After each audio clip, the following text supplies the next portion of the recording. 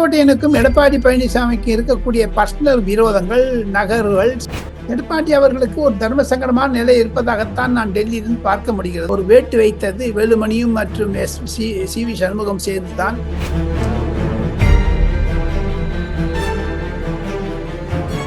வேலுமணிலாம் மந்திரி ஆயிடுவாங்க. அப்ப என்ன பண்ணுவீங்க? அப்ப எடப்பாடி பழனிசாமிக்கு ஒரு பின்னடைவாகத்தான் நான் பார்க்கிறேன். எடப்பாடி பழனிசாமி ஒரு ஸ்டெப் கீழே இறங்கி வந்ததுதானே நடந்திருக்கும். அதே மாதிரி பன்னீர்செல்வம் ரொம்ப ஓவரா பண்ணிட்டார்.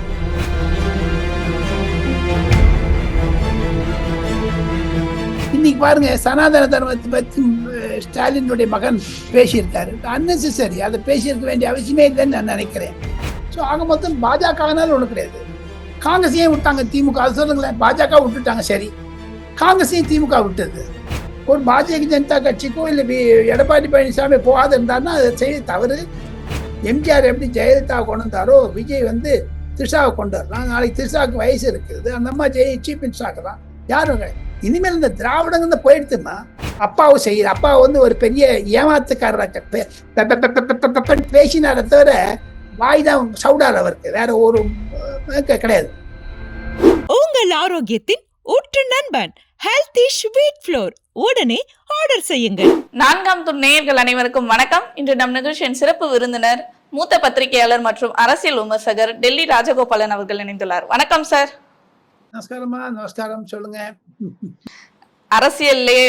அரசியல் என்னதான் விஜய் அவர்கள் பதவி ஏற்றாலும் இன்னமும் அந்த சூடுன்றது அரசியல்ல சூடு பிடிச்சிட்டே போகுது. பல ட்விஸ்ட் அண்ட் டர்ன்ஸ் வந்துகிட்டே இருக்கு.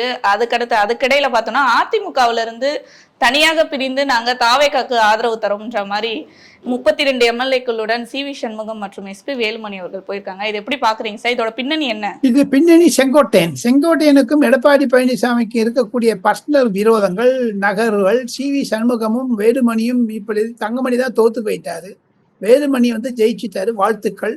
தமிழ் வெற்றி கழகத்திற்கு ஒரு 7 நாள் சனி பிடிச்சதுன்னு நினைக்கிறேன். ஏன்னா கம்யூனிஸ்ட் கட்சிகள்லாம் விட்டுட்டு போறேன் கழுத்தறுத்து விட்றாங்க. கம்யூனிஸ்ட் காங்கிரஸ் இருக்கிறதெல்லாம் ஆமை பூந்த இடம் தான், இந்த அமீனா பூந்த இடம் மாதிரி இடம். அட்லீஸ்ட் இந்த சி.வி. சண்முகம் இவரெல்லாம் வந்தாலே தமிழ்நாடு அரசு நிலைப்பாடாக இருக்கும். எது இருப்பினும் எடப்பாடி பழனிசாமிக்கு இது ஒரு பெரிய நஷ்டமாக தான் நான் பார்க்கிறேன். ஏன்னா அவர் முதுகலை குத்திட்டாங்க. ரெட்டை இலை கையில் வச்சு இப்போ சசிகலா ஸ்டேட்மெண்ட் கொடுத்துருக்காங்க, எல்லாரும் ஒன்னாச்சாங்கன்னா தமிழ் வெற்றி கழகத்துக்கு அன்னைக்கே கொடி பறக்குதுன்னு சொன்னாரு. அன்னைக்கே தாவேக்காவோட போயிருக்கலாம், ஏன் போகாத இருந்தாங்க? யார் சீஃப் மினிஸ்டராவா, யார் டெபுட்டி சீஃப் மினிஸ்டராவா, அதெல்லாம். ஆனால் என்னைக்கு ஒரு 6 மாதத்துக்கு முன்னாடி என்னென்ன நடந்ததோ, 2 வருடங்களுக்கு முன்னாடி என்னென்ன நடந்ததோ, ஒரு ஜோசியக்காரரை வைத்து கொண்டு விஜய் அரசாங்கத்தில் இன்று அவருக்கு முக்கிய பதவி கொடுத்திருக்கிறார். பண்டிட்ஜிக்கு வரவேற்கிறோம். ஒரு ஜோதிடமும் ஒரு கலையாக நியமித்தது கண்டிக்காக ஒரு கங்க்ராச்சுலேஷன்ஸ் டு தெம். விஜய் அவர்கள் நூதனமான முறையில் செயல்படுகிறார் என்றெல்லாம் தெரிகிறது. காரணம் என்ன என்று கேட்டால், எடப்பாடி பழனிசாமி ஒன்னா சேர்த்துட்டு இருக்கலாம் ஒரேடியா. அவரும் கொஞ்சம் இறங்கி வரலாம்னு சொல்றாங்க எல்லாரும். Let us see. ஏன்னா சசிகலா உள்ள பூந்துட்டாங்க. இன்னொரு பெரிய ஒரு விஷயம் உங்களுக்கு சொல்றேன். பன்னீர்செல்வத்துக்கு கலைஞர் மகன் ஸ்டாலின் சொல்லிட்டாரு, நீங்க உங்களுக்கு டிஸ்கம்ஃபர்ட்ஸிங் இருந்ததுன்னா நீங்க இன்னொரு இடத்துக்குள்ள போகலாம், இல்லை ஓய்வு பெறலான்ற மாதிரி. ஸோ பன்னீர்செல்வத்துக்கும் தர்ம சங்கடம். ஒருவேளை அனைத்து கட்சிகளும் ஒன்னாச்சுன்னா 2027 பிப்ரவரி மாதம் நடக்கக்கூடிய தமிழக நகராட்சி தேர்தல்களில் அதிமுகவும் ஒரு போட்டிக்காக வரும், திமுகவும் ஒரு மாபெரும் இயக்கமாக இருப்பதனால் தமிழ் வெற்றி கழகம் 6 மாதத்திற்குள் நன்றாக செயல்பட வேண்டும் என்று மு.க. ஸ்டாலின் உள்பட பலர் ஒரு ஆசை கூறியதனால் என் மனதில் படுகிறது, தமிழ் வெற்றி கழகத்திற்கு ஆதரவு திரண்டு வரும். 1 வருடம் முழுக்க நம்ம அவருக்கு கொடுக்கலாமா? அங்க ஆதரவுன்றது போக போக இங்க எதிர்கட்சிகளா இருக்க திமுகவா இருக்கட்டும், அல்ல 3ஆம் கட்சியாக இருக்க அதிமுக, அவங்க 2 பேருமே உயிர் இழந்துகிட்டு இருக்க மாதிரி தானே சார் இருக்கு. அந்த உயிர் பெற்று வர மாதிரி இல்லையே. ஏன்னா இப்ப 17ல நிக்குது அதிமுகவின் நிலை, அந்த சீட்டுன்றது. இப்ப 17 பேரை வச்சு அடுத்தபடியா அந்த கட்சியை எப்படி கொண்டு போறாரு, எதிர்காலத்துல எப்படி இருக்க போகுது அதிமுகன்ற ஒரு கேள்வி வருதுல. எதிர்காலத்தில் தமிழகத்தில் எதிர்கட்சி யாராக இருப்பாங்க என்று தெரியவில்லை. திடீரென்று எப்படி விஜய் வந்தாரோ அதே மாதிரி ஒருவர் வர முடியும். எது இருந்தாலும் இந்த விஜயினுடைய வேகம் அடுத்த 10 வருடத்திற்கு இருக்கும். அம்மையார் ஜெயலலிதா மறைவிற்கு பிறகு, ஐயா கருணாநிதியுடைய மறைவிற்கு பிறகு 2 திராவிட கட்சிகளும் சுருங்கி விட்டது. தன்னுடைய அதிகாரங்களை எல்லாம் அவிழ்த்து விட்டார்கள். டெசிமேட் ஆயிடுது, ஆங்கிலத்தில் சொல்வது மாதிரி. அதனால்தான் இந்த பிராமின்ஸ் எல்லாம் சேர்த்துட்டு இருக்காரு ஃபர்ஸ்ட் டைம். 3 பிராமின் வந்திருக்காங்க அந்த தமிழ் வெற்றி கழகத்துல.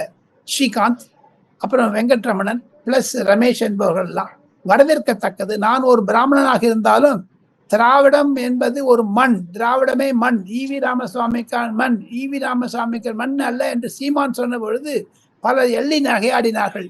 சீமானுக்கும் நன்றி, அதே மாதிரி விஜய் அவர்களுக்கும் நன்றி, அண்ணாமலைக்கும் நன்றி. காரணம், ஈவி ராமசாமி நாயக்கர் சிலை எங்கிருந்தாலும் கடவுளையும் எடுக்க மாட்டேன் என்று சொன்னார் பாருங்க. இப்போ விஜய் சொல்ற, நான் கடவுளை ஏற்றுக் கொள்வேன் என்று. அனைத்து எம்எல்ஏக்களும் கடவுள் மீது சத்தியம் செய்து பலது ஏற்றுக்கொண்டார்கள். இதெல்லாம் ஒரு நியூ சேஞ்ச் பார்க்கிறேன். இன்னைக்கு பாருங்க, சனாதன தர்மத்தை பற்றி ஸ்டாலினுடைய மகன் பேசியிருக்காரு. அன்னெசரி, அதை பேசியிருக்க வேண்டிய அவசியமே இல்லைன்னு நான் நினைக்கிறேன். இந்த மாதிரி ஒரு நேற்று தான் போய் பார்த்தாரு. யாரு? சீஃப் மினிஸ்டர் போய் பார்த்தாரு, எக்ஸ் சீஃப் மினிஸ்டர். அப்போ உதயநிதி தான் புத்தகம் கொடுத்தாரு, திராவிடத்தை பத்தி புத்தகம். இந்த திராவிடங்களும் மங்கி போச்சுமா, இன்னும் பாச்சா பழிக்காதுமா திராவிடம்லாம். அதற்கு விஜய்க்கு ஒரு நன்றி தெரிவித்துக் கொள்ள வேண்டும். அந்த ஒரு இளைஞர்களுடைய மேற்பார்வையை அவர் செய்ய ஆரம்பித்து விட்டார். எனினும் தமிழகத்தில் என்னை பொறுத்தமட்டில் அதிமுக நல்ல கட்சியாகத்தான் வளரும் என்று நான் நினைக்கிறேன். ஆனா இப்ப அதிமுகல கொறடா பொறுப்புக்கு இரு தரப்பும் போட்டி போயிட்டு இருக்கு அப்படின்ற மாதிரி ஒரு பேச்சுகள் போயிட்டு இருக்கு சார். இதுல யார் பொதுச் செயலாளரா இருக்க போறா, அடுத்து எடப்பாடி அவர்கள் தொடர்வாரான்ற கேள்வியும் இருக்கு. எஸ்பி வேலுமணி அவர்கள் அந்த பதவிக்கு வருவார்ன்ற மாதிரி தகவலும் வந்துட்டு இருக்கு. அதை எப்படி பாக்குறீங்க? எடப்பாடி பழனிசாமி தலைவரா வச்சுட்டு எல்லாம் பண்ணலாம், திருப்பி ஒன்னா கஷ்டமா. என்னை பொறுத்த மட்டும் உடஞ்சதுதாமா. ஏன்னா நாளைக்கு எல்லாம் மந்திரி பதவியில் சேர்ந்துட்டாங்கன்னா எடப்பாடி பழனிசாமிக்கு மந்திரி பதவி இல்லாத போயிடும். எடப்பாடி பழனிசாமி ஒரு ஸ்டெப் கீழே இறங்கி வந்ததுதானே நன்னதுக்கும். அதே மாதிரி பன்னீர்செல்வம் ரொம்ப ஓவரா பண்ணிட்டார் ஏற்கனவே. இப்போ சிவி சண்முகத்துக்கும் வேலுமணிக்கும் வேற வழி இல்லாத அவங்க மாதிரி போயிருக்காங்க. அங்க செங்கோட்டையனுடைய தூண்டுதல் பெயரில் செங்கோட்டையனுக்கும் எடப்பாடி பழனிசாமிக்கும் தசை பொருத்தம் கிடையாது, ஜாதக பொருத்தம் கிடையாது. 2 பேருமே ஆப்போசிட் கேம்ப். இதனால வந்த விளைவுகள் தமிழ் வெற்றி கழகத்துக்கு சொல்லுகிறார்கள், நீங்கள்லாம் எம்எல்ஏவை ரிசைன் பண்ணிட்டு வாங்கன்னுட்டு. இப்போ அவெல்லாம் முடியாதுங்கிறாங்க. நாளைக்குள்ள ஏன் தெரியுமா இந்த டிசிஷன் எடுக்கிறோம்? நாளைக்கு ஓட்டுப்பதிவு இருக்குது. தமிழக சட்டமன்றத்தினுடைய ஓட்டுப்பதிவில் நம்பிக்கை தீர்மானம் நிச்சயம் ஜெயிச்சிடுவாங்க. இவர் 30 வந்த பிறகு காங்கிரஸ் லெப்ட் எல்லாம் கை தாட்டான்னு கல்வி கொடுத்தாங்க. விஜய் செய்தது ஒரு காங்கிரஸை சேர்த்து கொண்டது மாபெரும் தவறு. அதே மாதிரி காங்கிரஸ் ஒரு செக்குலர் ஃபோர்ஸ்னா எங்கெங்க உங்களுக்கு பலன் இருக்கிறதோ, எங்கெங்கெல்லாம் உங்களுக்கு பணம் இருக்கிறதோ, எங்கெங்கெல்லாம் உங்களுக்கு கும்பல் இருக்கிறதோ, எங்கெங்கெல்லாம் பிணம் கிடைச்சா அங்க ராகுல் காந்தி வந்துடுவார். வல்ச்சர் டூரிசம் சொல்றாங்க ஆங்கிலத்தில், அது மாதிரி பண்ணுவார். திங்ஸ் ஆர் பேட் என்று தான் நான் நினைக்கிறேன். ஆனா இப்ப அதிமுகவுல இத்தனை குழப்பங்கள், அந்த ஒரு கட்சியில பல தரப்புல பிரச்சனைகள் போயிட்டு இருக்கு. இதற்கு எல்லாமே காரணம் பாஜக தான். பாஜக அவங்களுடைய வேலையை சிறப்பா செஞ்சு முடிச்சிட்டாங்கன்ற மாதிரியான தகவல் வந்துட்டு இருக்கே சார். இதுக்கு காரணம் யாருன்னு நினைக்கிறீங்க? அது பாஜக ஏன் அப்ப சேர்த்தாங்க? பின்ன பாஜக ஒரு பொருளே இல்லைங்கிறாங்களாமா. இதே ஆளுங்க விஜய் பாஜக கபலீகரம் செஞ்சாங்களா? பாஜக என்ன இருக்குமா? பாஜக இஸ் நான் என்டிட்டி இன் தமிழ்நாடு. காங்கிரஸ் இருக்குது. அப்போ பாஜக காங்கிரஸ் விட அதிகமான ஓட்டு வாங்கிட்டே. இன்று கூட ராகுல் காந்தி சொல்லியிருக்காரு, கட்சிக்காரெல்லாம் வேலை செய்யறது இல்லைன்னுட்டு. கட்சிக்காரங்க மேல கோபம் இருக்குது இல்லையா? ஸோ ஆக மொத்தம் பாஜகனால ஒண்ணு கிடையாது. காங்கிரஸ் ஏன் விட்டாங்க? திமுக அது சொல்லுங்களேன். பாஜக விட்டுட்டாங்க, சரி. காங்கிரஸ் ஏன் திமுக விட்டது? பாஜக அதிமுக விட்டு அதுக்கு என்ன சொல்றீங்க?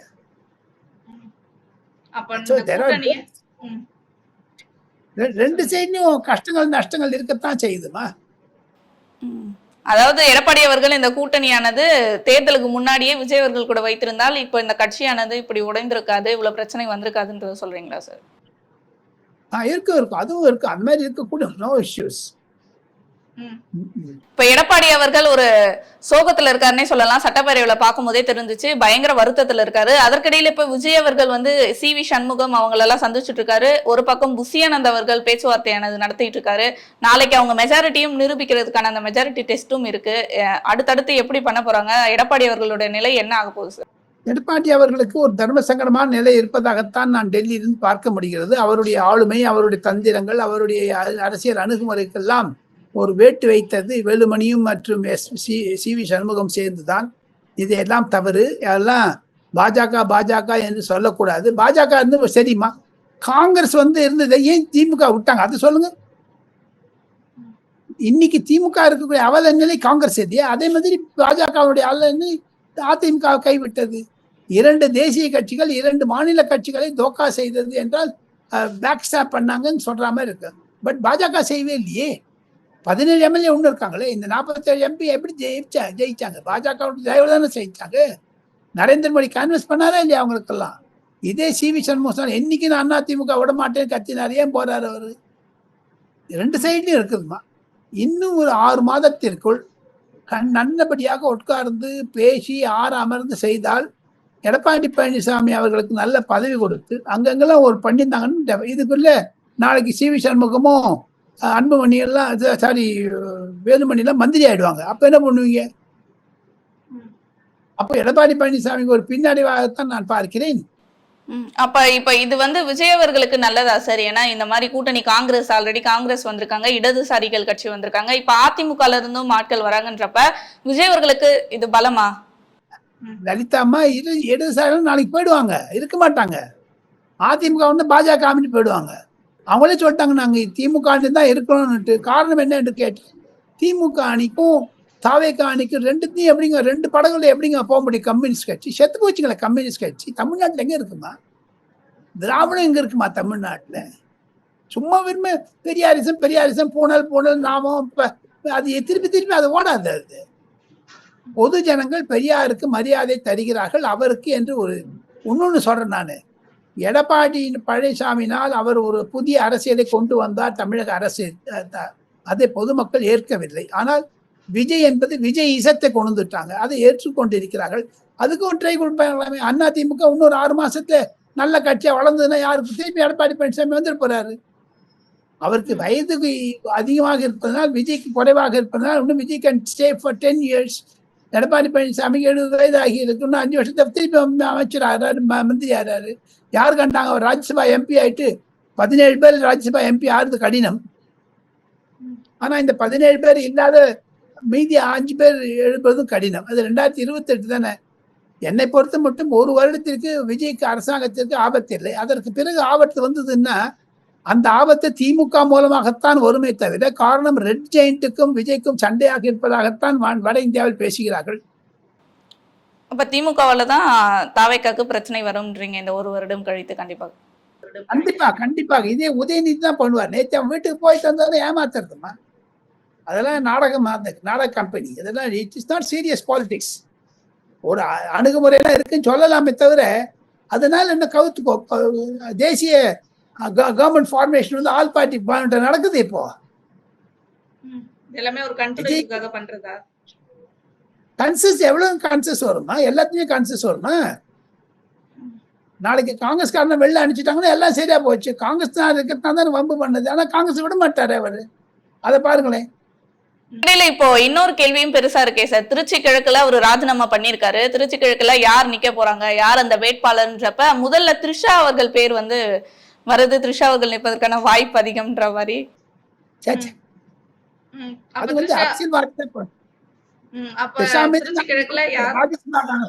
நாளைக்கு ராஜ்யசபாக்கு அனுப்பலாம், கட்சிக்கு பண்ணலாம்.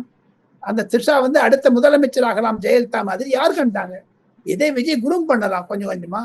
எம்ஜிஆர் எப்படி ஜெயலலிதா கொண்டு வந்தாரோ, விஜய் த்ரிஷாவை கொண்டு வரலாம். நாளைக்கு த்ரிஷாவுக்கு வயசு இருக்குது, அந்த அம்மா சீஃப் மினிஸ்டர் ஆக்கலாம். யாரும் இனிமேல் இந்த திராவிடங்க போயிடுத்துமா. ஒண்ணுமே இந்த டெலிவிஷன்ல தாளம் அடிக்கிறாங்க, அதெல்லாம் போச்சு, அதெல்லாம் முடிஞ்சு போச்சு. அதிமுகவை வேண்டுமென்றே சிதை செய்தது இந்த தொலைக்காட்சிகள். சைக்கிள்மா ஒன்று மேலே இருக்குது கீழே எதிர்பார்த்தது தானம்மா. அதனால அவர்கள் நிற்கிறதுக்கான வாய்ப்பு இல்லையா சார்? அப்ப யாரை எதிர்பார்க்கலாம் சார் திருச்சி கிழக்குல? அரசியல்வாதி தான் போடுவாரு. அந்த இதுல இன்னும் 2 மாசம் இருக்குது. எலெக்ஷன் கமிஷன் அனௌன்ஸ் பண்ணணும், டேட் எல்லாம் அனௌன்ஸ் பண்ணுவாங்க. 2 மாசத்துல தேர்தல் நடந்துடும். தமிழ் வெற்றி கழகத்தால் தான் ஜெயிப்பாங்க நிச்சயம். அதை நிச்சயமா நம்ம எதிர்பார்க்கலாம். இறுதியா ஒரு கேள்வி சார். இபிஎஸ் அவர்களை நேற்று எல்லா தலைவர்களையுமே போய் விஜய் அவர்கள் சந்தித்தாரு, வாழ்த்து பெற்றாரு. வைகோல இருந்து நம்ம அன்புமணி அவர்கள்னு எல்லாரையுமே சந்திச்சாரு. ஆனா ஏன் இபிஎஸ் அவர்களை சந்திக்கலை அப்படின்ற ஒரு கேள்வி இருக்கு. என்ன அவங்களுக்குள்ள என்ன ஏதாவது பிரச்சனை இருக்கா? ஏன் சந்திக்கல? அந்த மாதிரி இன்னைக்கு காங்கராஜ் ஆபீஸ் போறாரு 3 மணிக்கு கேள்விப்பட்டேன். விஜய் எடப்பாடி சந்திக்கலைன்னா அது தவறு. அது. அவர் வந்து ஒரு தலைப்பட்சமாக நடக்கிறார் என்று அர்த்தம். பாஜக சந்திக்க மாட்டேங்கிறாரு, வேண்டாம். அந்த அந்த முஸ்லீம் கட்சிகளுக்கெல்லாம் சம்பாதிக்க போகலாம் விஜய். ஒரு பாரதிய ஜனதா கட்சிக்கோ இல்ல எடப்பாடி பழனிசாமி போகாத இருந்தாருன்னா அதை செய்ய தவறு. அவர் மீது இருந்த மரியாதையெல்லாம் போட எது இருப்பினும் 4ஆம் தூண் நேயர்களுக்கு மூலமாக விஜய் அவர்களுக்கு, தமிழக வெற்றி கழகத்துடைய தலைவர் அவர்களுக்கு ஒரு வேண்டுகோள். டெல்லியில் இருந்து ஒரு பத்திரிகையாளனாக கேட்கிறேன். தமிழகத்தினுடைய சட்டமன்றத்தினுடைய நிகழ்வுகளை டைரக்ட் டெலிகாஸ்ட் பண்ணுங்க. திமுக மாதிரி அதிமுக மாதிரி பண்ணாதீங்க. தமிழக சட்டமன்றத்திற்கு என்று ஒரு யூடியூப் சேனலோ அல்லது தனி சேனலோ வாங்குங்க. எப்படி லோக்சபா செக்ரட்டரியேட் நடக்குதோ, எப்படி ஆந்திர சட்டசபை, கேரளா சட்டசபை, எல்லா சட்டசபைக்கும் டைரக்ட் டெலிகாஸ்ட் இருந்து லோக்சபா மூலமா, சன்சத் டிவி மூலமா ஒரு லிங்க் கொடுக்குறாங்க. அது மாதிரி பண்ணணும் இல்லையா? தனியா பண்ணுங்க. ஒரு தனி டெலிவிஷன், தமிழக அரசாங்கத்திற்கு என்று ஒரு தொலைக்காட்சி வேணும். அதில் விஜய் காமிச்சு யார் வாண்டாங்கல்ல, விஜய் அவர்களே செய்யுங்கள். தமிழகத்திற்கு என்று தனி தொலைக்காட்சி வேண்டும். தமிழகத்திற்கு என்று தனி அசம்பிளியினுடைய ப்ரொசீடிங்ஸ் லைவ் டெலிகாஸ்ட் பண்ணணும். டெல்லியில, அமெரிக்கால, லண்டன்ல, சிங்கப்பூர்ல, மலேசியால, தாய்லாந்துல உட்காந்து தமிழ்கால எவ்வளவு காலம் உட்காந்து பார்ப்பாங்க. ஏன்னா ஜெயலலிதா செய்யறார், அப்பாவும் செய்யற. அப்பா வந்து ஒரு பெரிய ஏமாத்துக்காரராக பேசினார தவிர வாய் தான் சவுடார் அவருக்கு, வேற ஒரு கிடையாது. ஸோ தேர்ஃபோர் ஸ்டாலின் செய்யல, விஜய் அவர்களால் செய்யணும்னு பார்க்குறேன். எடப்பாடி ட்ரை பண்ண அவங்க அதிகாரிகள் ஓடப்படுறேன். ஒரு 50 கோடி ஆக போகுது. ஸ்பெஷலாக ஒரு டெலிவிஷன் சென்டர் இப்போதான் விஞ்ஞானால முன்னேறிடுச்சு. தமிழ்நாடுனுடைய அசம்பிளி ப்ரொசீடிங்ஸ் லைவா வேண்டும். ஒன்று. ரெண்டாவது, நான் கேட்குறேன், முக்கியமானது, அகில இந்திய முழுக்கணும் பெரிய பெரிய தலைநகர்களில் சிலிண்டர் கிடையாதுமா. கேஸ் வீட்டுக்கு அடுப்புக்கு சிலிண்டர் கிடையாது. they have a new concept of piped natural gas, PNG-ன்னு இருக்குதுமா. அந்த பைப் கேஸ் வந்து வீட்டுக்கு, உங்க பைப்பில் வீட்டு கிச்சன்ல வந்துடும். ஜெயலலிதா அம்மா அப்போஸ் பண்ணாங்க, ஸ்டாலின் அப்போஸ் பண்ணார். ஏன்னா அங்கே ரிலையன்ஸ் கிட்ட இருந்து பணம் கேட்டாங்க. அந்த 10,000 கோடி 5,000 கோடி லஞ்சம் கேட்டாங்க, கொடுக்கல. தமிழ்நாடு முழுக்கணும் ஃபர்ஸ்ட் நீங்க வந்து ஒரு ஒரு பைப் கேஸ் போடணும். விஜய் அவர்களே, தாங்கள்லாம் செய்தா இருப்பீங்க, ஒன்றும் லஞ்சம் வாங்க மாட்டேன்னு சொன்னீங்களே, தயவு செய்து இந்த முயற்சி ஈடுபட்டு எடுத்து தமிழகத்திற்கு பைப் கேஸ் சிலிண்டர் அனைத்து இல்லங்களுக்கும் தருவதற்கு 2 வருஷம் ஆகும். கொடுத்துருங்க, அவங்க நல்ல பேர் வரும். வீட்டில் உட்காந்து கேஸ் சிலிண்டருக்கு அவசியமே இருக்காது என்று தான் நான் நினைக்கிறேன் என்று சொல்லி லலிதாவிடம் 4ஆம் தூண் நேரிலிருந்து விடைபெறுவது ராஜகோபால், டெல்லியில் இருந்து.